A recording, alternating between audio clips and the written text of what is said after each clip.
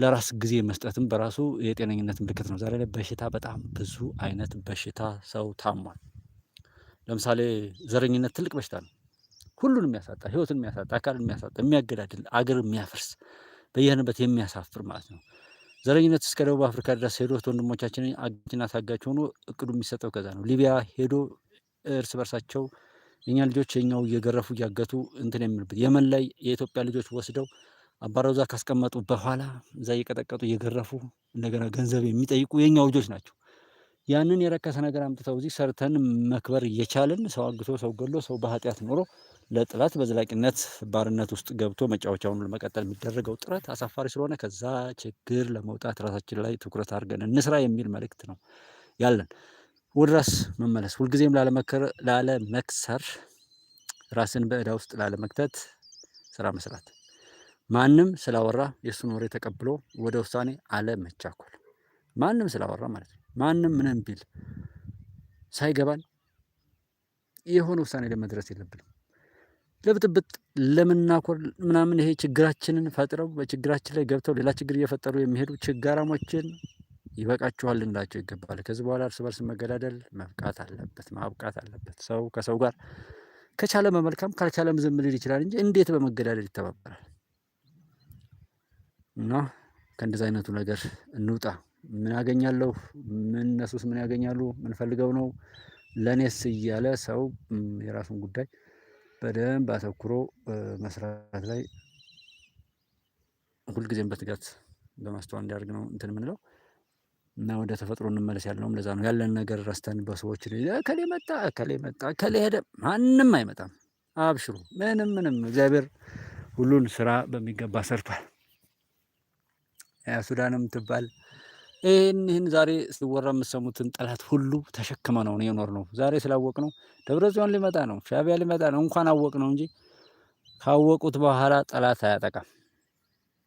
አንድ መርህ ልንገራችሁ፣ በየትኛውም አግባብ ስትሄዱ በአይናችሁ ያያችሁት ነገር እናንተ ላይ ጉዳት ማድረስ አይችልም። መኪና የምታሽከረክሩ ከሆነ ከፊታችሁ የመጣውን ነገር በአይናችሁ በትክክል አይታችሁት ከሆነ መግጨት አትችሉም፣ እሱም አይገጫችሁም። በአይናችሁ ካያችሁት ማንም ጠላት ሰውን መጉዳት አይችልም። ከአይኑ ላይ የሚፈነጠረው ጨረር በትክክል መጥፎ ነገርን ማስወገድ ይችላል። የሰው ልጅ አይን ማለት ነው። እና ያወቅነው ጠላት በፍጹም ሳናውቀው ውስጥ ለውስጥ እንደ ጥጥ ውስጥ እንዳለ እሳት ማለት ነው። አጠፋው ስትሉት እንትን እንደሚለው እንደዚህ አይነት የጥጥ እሳት ሆኖ ሲያቃጥለን ሲያባላን የኖረው ደብረጽዮንና ልጆቹ ካወቅነው በኋላ ምንም አያመጣም። ለምንድነው ታዲያ ዛሬ የሚያወራው? እንደ ጥጥ እሳት ሆኖ እኛን መብላትና ማባላቱ ስላለቀበት ነው።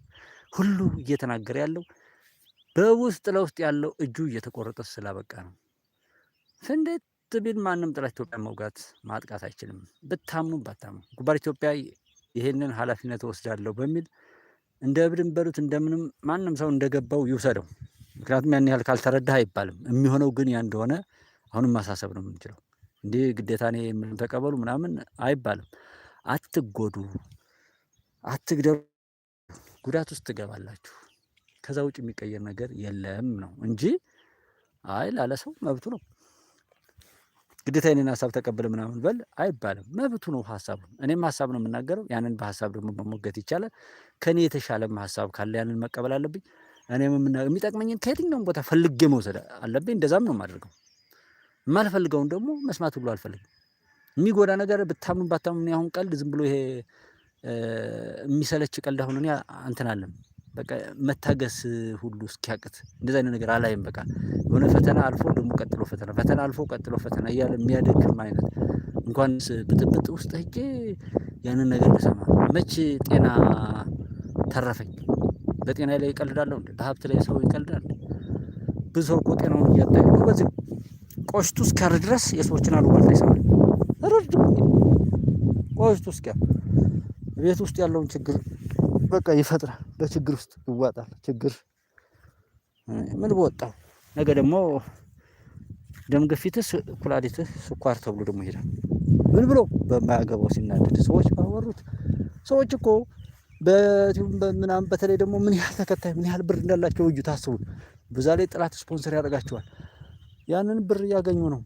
እኔና እናንተ ቆሽታችን አወረድብን ብለን ያለችንን እንደ አንድ ብርጭቆ ለምን ወርሬ እሰብራለሁ? በእነሱ ንግግር ተናድጄ አብሮ ካለ ሰው ጋር እንዴት አድርጌ እጣላለሁ? የእነሱን ቆሻሻ እነሱ እኮ በዛ ገንዘብ እያገኙ እኔ ያለኝን አጠፋለሁ፣ እነሱ ግን ሌላ ገቢ ያገኛሉ።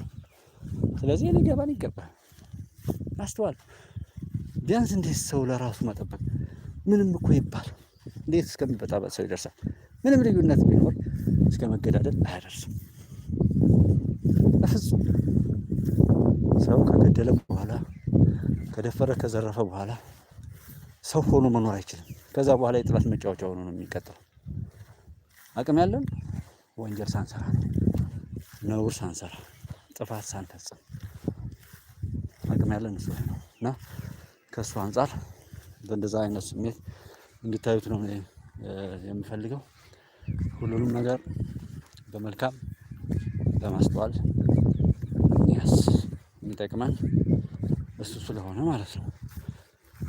ምን አድርገው ኃላፊነት መውሰድ የምንሰማውን በኃላፊነት የምንሰጠውን ሁሉም ነገር በኃላፊነት እንኳን አደረጉት በሚል በወኔ ተጠያቂነት ቢመጣ እስየው ስላደረግከው ነው የተጠየቀው ብሎ መወሰን እንጂ በጥፋት እየተሳተፉ ተያይዞ መጥፋት ያሳፍራል። እኛ ሀገር ትልቁ ጥላታችን ድህነት ነው። አንድም ሌላ ጥላት የለንም። ድሀ ባንሆን ገዳይ በገንዘብ አይቀጠርም። ድሀ ባንሆን እረዳለሁ ብሎ የሚመጣ ሰው የለም። ድሀ ባንሆን በእኛ ሊሸቅል የሚመጣ ምንም አይነት ነውረኛ የለም፣ አይኖርም ነበርና ከእሱ አንጻር ሁኔታውን መርዳትና ማስረዳት ይኖርብናል ነው። ያ ነው ያው እንግዲህ አሁን ወደ ሰፈር ደርሰናል። ወደ ሰፈር እየደረስን ስለሆነ በዚሁ እንትን እንላለን ወንድሞች። ሁሉም ነገር መልካም ይሆናል፣ መልካም ይሆናል። ሰላም ሰላም። ኢትዮጵያ ታበጽራ በእግዚአብሔር። የኢትዮጵያ ድል ይቀጥላል። ሀቅ ያሸንፋል፣ እውነት ያሸንፋል። ዘረኝነት፣ ጽንፈኝነትና ጎጠኝነት ይጠፋል። የባዳዎችና የባንዳዎች እጅም አንገትም ይቆረጣል። የኢትዮጵያ ድል በክብር ከፍ ከፍ እያለ ይቀጥላል። ሀቅ ያሸንፋል፣ ድል ይቀጥላል። እውነትን ደግፍ፣ ሰውነት ኢትዮጵያዊነትና ሀቀኝነትን ደግፍ። የማይገባን እንጠይቅ፣ ሀቅ እንዲወጣ ለሀቅ እንቁም፣ ለሰውነት እንቁም፣ ለኢትዮጵያዊነት እንቁም። ሌላው እዳው ገብስ ነው። መልካም ሰንበት።